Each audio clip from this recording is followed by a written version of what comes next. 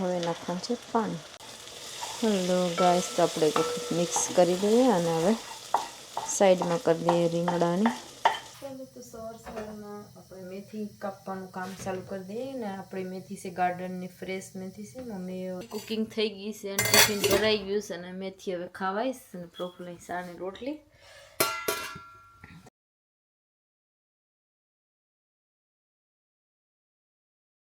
રાધે રાધે, જય શ્રી કૃષ્ણ અને જય માતાજી બધાને. તો કેમ છો બધા?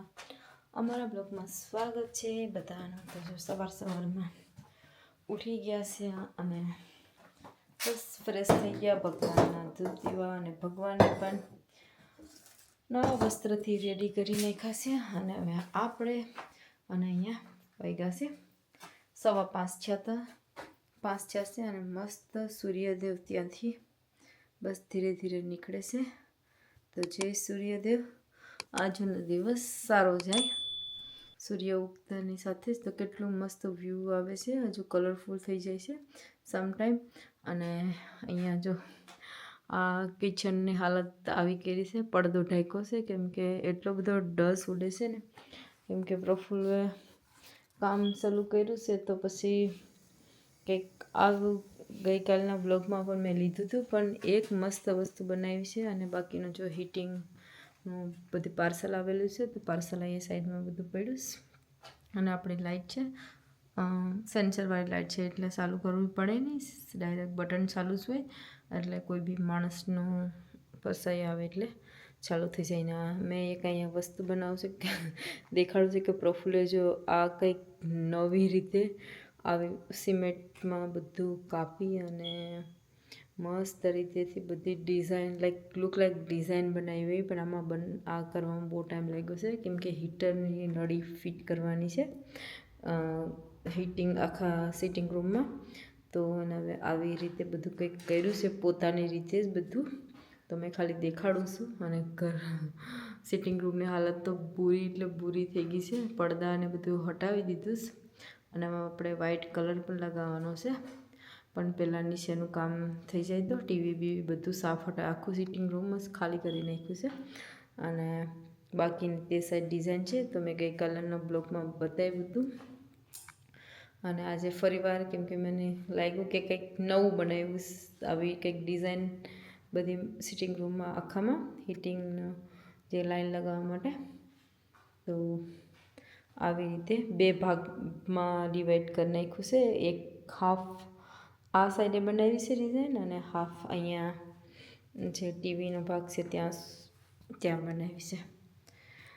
ચાલો તો કંઈક આવું છે. ધીરે ધીરે બધું લાદી. અને હવે આજથી તો પ્રફુલનું જોબ સ્ટાર્ટ થઈ ગયો એટલે પ્રફુલને કામ કરે અને 4 દિવસ કામ પર જશે અને પછી એના 4 દિવસ છે પ્રફુલ પાછું ચાલુ કરશે.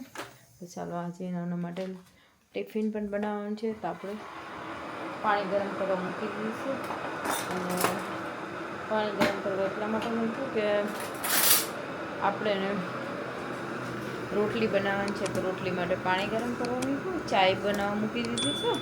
સવારમાં ચાય તો બનાવવાની છે બધાની ફેવરેટ ચાય એટલે આપણે ચાય બનાવવી જ પડે. અને સૂર્યદેવનું અજવાળું એટલું મસ્ત પડે છે સામે પ્રકાશ પડ્યો છે ને. શાસ્ત્રી રાધે રાધે, જય માતાજી અને જય શ્રી કૃષ્ણ લખી રાખ્યું છે. હજુ સુધી ત્યાં જ છે એમને એમ હશે. તો રાધે રાધે ફરીવાર બધાને. અને ગાર્ડનની ફ્રેશ મેથી બનાવવાની છે. તો સવારમાં મેથી સારો તો મેથી પ્રફુલ માટે ટિફિન બનાવી નાખું. કેમ કે આમ તો સાંજે ટાઈમ મારી પાસે હોય કે ના હોય તો મેં રસોઈ ઓછી બનાવું છું. કેમ કે ટાઈમ હોય ને મમ્મી બનાવી નાખે છે રસોઈ. અને સમટાઈમ બનાવવું ને સમટાઈમ નથી બનાવતી. તો સિમ્પલ વસ્તુ બનાવવાની હોય છે. તો ચાલો તેના માટે આજે બનાવવાની છે મેથી. તો મેથી મેં પહેલાં તપેલું મૂકી દઉં અને તપેલું લઈ લઉં મેથી બનાવવા માટે.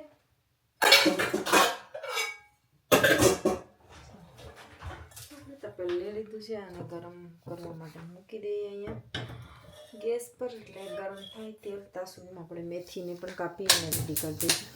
અને લીલા મરચાંમાં બનાવવાની છે. લીલા મરચાં પણ નાખીશું. અને ઓનો તો ચાલો ગેસ તો ઉપર ચાલુ કરી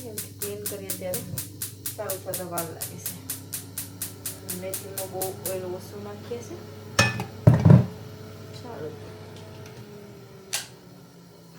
ચાલો તો સવારમાં આપણે મેથી કાપવાનું કામ ચાલુ કરી દઈએ ને. આપણી મેથી છે ગાર્ડનની ફ્રેશ મેથી છે. મમ્મીએ ઓલરેડી રેડી રાખી હતી સાંજે કે બનાવીશું સવારના પોરમાં. તો ચાલો સવારના આપણે તેલ ગરમ થઈ છે ત્યાં સુધીમાં મેથી અને કાપી અને ઝીણી ઝીણી એકદમ કાપી નાખી. તો મેં ધોઈને મૂકી દીધી, કાપી નાખી મેથીને. જ્યાં સુધી ગાર્ડનમાં આપણે મેથી છે ને ભજીયાનો પણ પ્રોગ્રામ થશે, પણ ટાઈમ બહુ ઓછો રહેશે અને બધું મેસ છે એટલે ટાઈમ નથી મળતો. ચાલો તો એને પણ એક બર્તન જોશે નાખી. તો આપણે મેથી ગરમ નાખીએ અને લીલા મરચાં.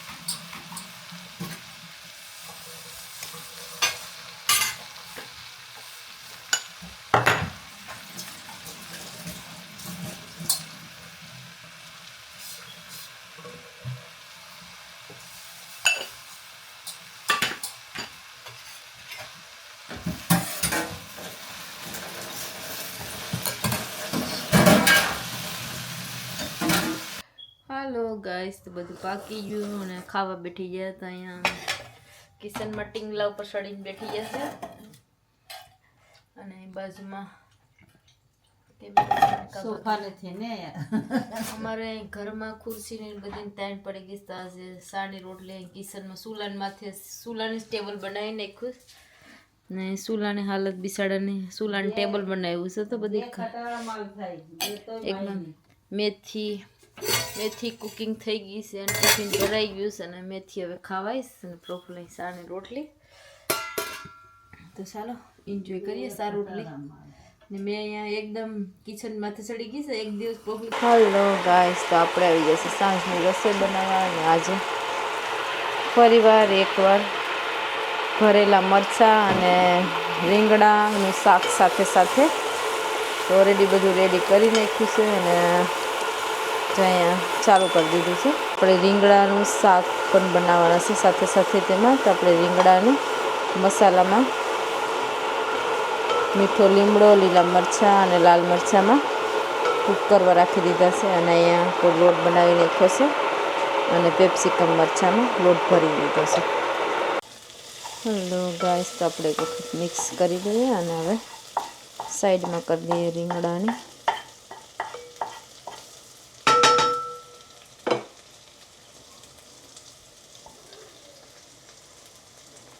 પેપ્સિકમ મરચાં,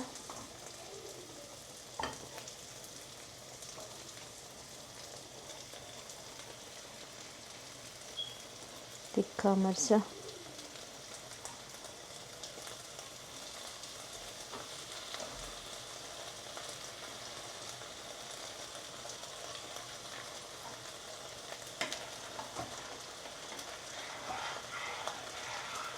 હવે નાખવાનું છે પાણી. ચાલો તો હવે નાખી દઈએ પાણી ભરેલા મરચાંમાં. મરચાં ડૂબે ત્યાં સુધી પાણી નાખવાનું છે.